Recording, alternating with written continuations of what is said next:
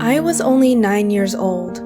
I had no idea what was happening to my mother, nor did I know the horror that was to come. But now, I am older and more mature, so I know exactly what was really going on with her body. Kidney failure. I can't remember how old she was at the time, but it was severe enough for her to have a stroke and leave me for good. My mother, you could say, was a very stubborn 40-year-old lady, but she went out of her way to always take care of us, even during her dialysis. My mother was always very scared of doctors, but she knew if she wanted to live, she would have to go through dialysis to watch us grow old and successful. All I wanted to do was help her, but I had to wait until I was 18 before I could donate my kidneys. I still remember the exact date, time, and events that happened before my world crumbled. October 16th, 3 a.m. was where it all began with my mom. I was woken to the sounds of her dialysis machine and noticed that she wasn't at her bed like she usually would be. I saw the bathroom light was on, so I went there to check. There she was, my mother on the ground, half naked, laying on her stomach. Her dark brown, gray-washed hair was covering her lifeless back. I reached over to look closer and noticed there was foam on her mouth, but my stupid 9-year-old self thought she was just sleeping. I sat next to her, hoping she would wake up. I sat for 10 minutes, helplessly calling her name a couple of times. No response. I then began to suspect that something was wrong and she was definitely not sleeping. Fear jolted through my body, then panic. I remember my mother and father had a fight that night, so my father went to the living room to sleep. I ran to my father, screaming, "Dad, I think something's wrong with Mom. She's on the bathroom floor and won't wake up." My dad quickly jolted up and ran to the bathroom where my mother's lifeless body lay. My dad tried calling for my mom. She wouldn't wake up, no matter how hard he cried. I went to wake up my sisters, saying, "Wake up, there's something wrong with Mom." They got up and went to check as I followed behind them. We quickly called the ambulance. At this point, I started to process what was really going on and just how serious it was.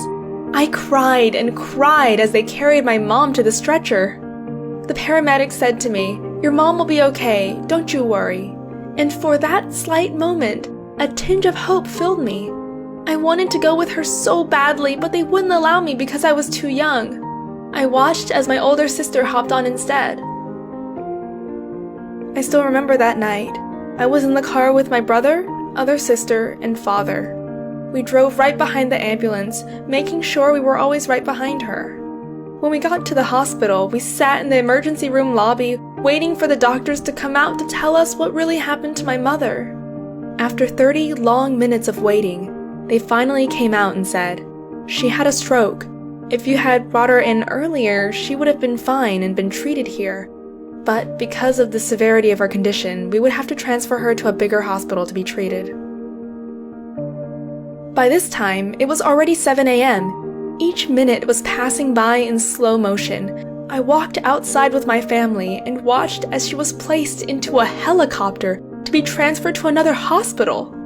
At this point, I was hysterical, bawling my eyes out because I was so scared and worried.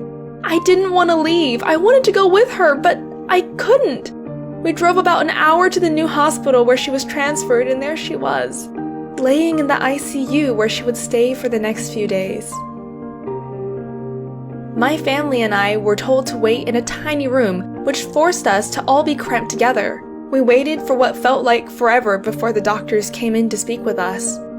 They explained that my mother was on life support due to the damage that had been done to her brain, and suggested that we make the hard decision of letting her go. What else could we do but agree? The worst part is, I never cried until the final hours. It had finally hit me that I was losing my mother forever, never hearing her voice, and never walking out that hospital with her. The day had come. October 18th, 2011 was the day I said goodbye. I remember everyone in her room in the ICU. I was sitting by her bed, holding onto her hand, crying uncontrollably. I put her hand on my cheeks just to feel her touch one last time. Then the doctors finally came in, and I watched them turn off the oxygen machine. I took my eyes off of it and looked at my mom as she was taking her final breath. I remember seeing her last tear falling down her cheeks, passing her ears, and I cried even harder. I was hoping for a miracle to happen, like her waking up again after the oxygen was shut off, or that she would wake up and grab my hand once more, but no, it didn't happen. She was gone. 2 weeks later, on October 31st, 2011, we attended her funeral and buried her. I cried so much.